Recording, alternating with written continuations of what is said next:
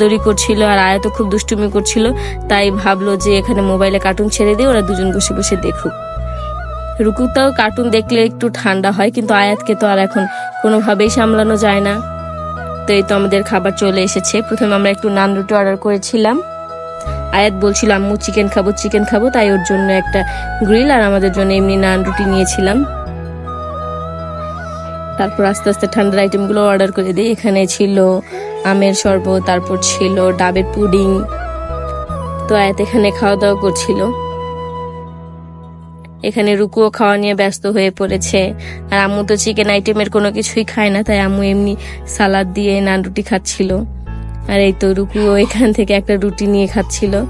তারপর আমাদের ফালুদাটা চলে আসে। ফালুদাটা এখানকার এর আগে একবার খেয়েছিলাম, আবার আজকে অর্ডার করলাম। তো ফালুদাটা খুবই মজা, ডাবের পুডিংটাও মজা ছিল এখানে।